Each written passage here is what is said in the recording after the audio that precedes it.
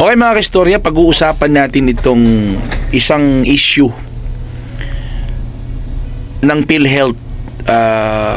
Aside from the 600 billion unused or unutilized fund, meron pang isang issue na nagpainit ng ulo ni Senador Legarda at Senador Bongo, mga kaistorya. Itong proposed budget ng kanilang anniversary celebration na 138 million.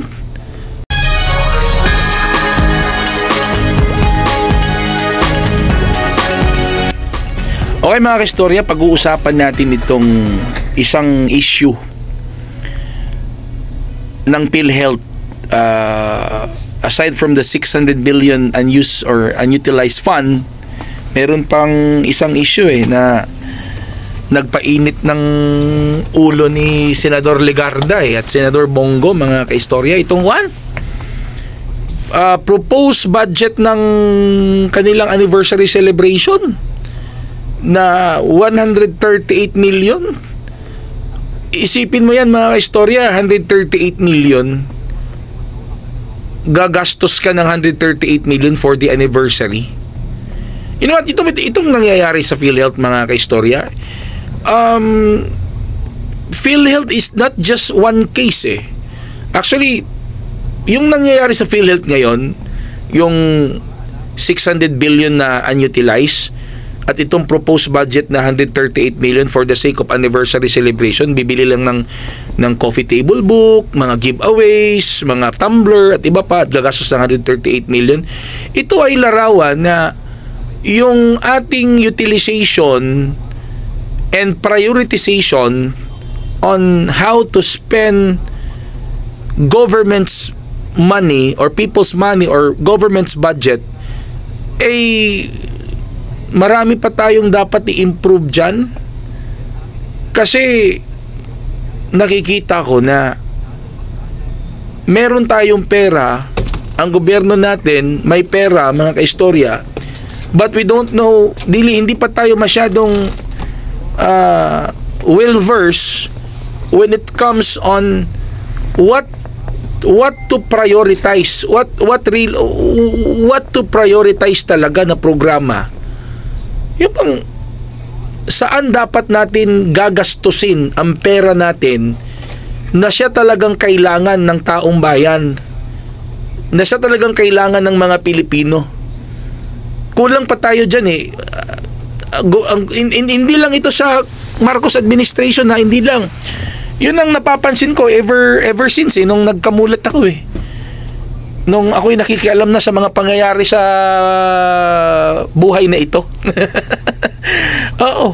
Isipin mo yan merong policy ang gobyerno na kapag hindi mo ma-utilize yung budget mo that year, next year pwedeng kaltasan yan kasi it indicates na hindi ka marunong magamit ng budget. Kaya ang ginagawa ng ibang ahensya, kapag meron pa silang milyon-milyong budget na hindi pa nila na-utilize, pinipilit nilang i-utilize yun para hindi makaltasan yung budget nila next year Kaya ang ginagawa ng iba, hingi sila ng permit sa COA, approval ng COA, gagastusin nila ng kahit ano-ano na lang, like ibibili ng mga brand new laptops, kahit may mga laptops pa yung mga empleyado, seminar here, there, and everywhere, gagastos ng maraming pera, kahit hindi naman masyadong kailangan yung seminar.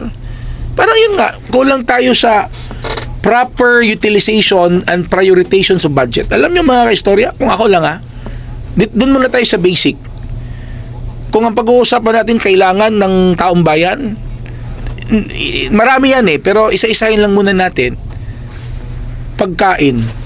Kasi kahit ang isang Juan de la Cruz, kahit mahirap yan, kahit 20 pesos lang laman ng wallet niyan, pero kapag kabusog ang tiyan, walang problema yan Bakit hindi natin i-prioritize yan, pagbuhusan natin ng budget, yung pagkain, yung food production natin?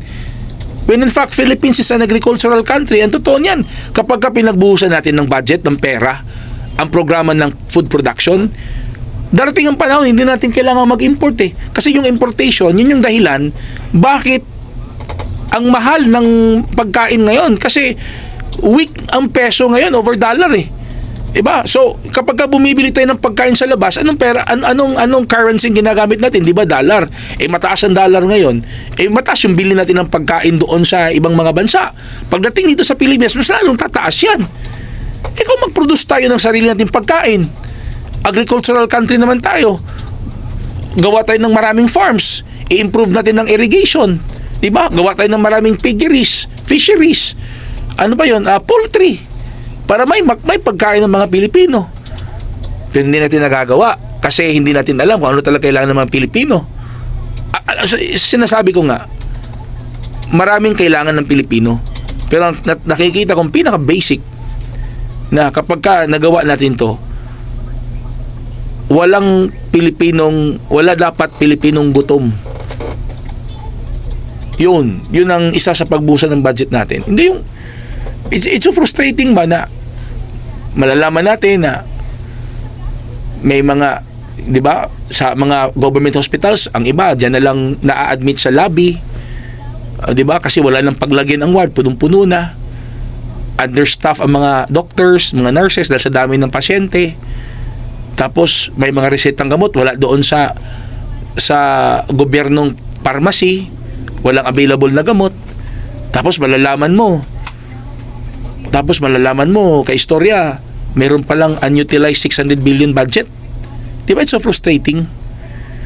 Tapos sasabihin, hirap ang Pilipinas, hirap ang mga Pilipino, ang mamahal ng mga bilihin. Tapos malalaman mo ang isang government agency, anniversary party lang, anniversary celebration, gagastos ng 138 million. Sana maisip yan ng mga nangunguna sa atin. Yun ang isang nakita ko. Proper utilization and prioritization of our money, of our budget. So ano bang masasabi mo sa pinag-uusapan natin? Please write your comments below, mga kaistorya. And please don't forget to follow my FB pages, Papa RD, Papa Space Capital RD, and Mag-Istoreta Info Vlogs. And don't forget to follow also my TikTok account, Mag-Istoreta Info Vlogs, and subscribe on my YouTube channel, Mag-Istoreta Info Vlogs. Till next time, maayong adlaw.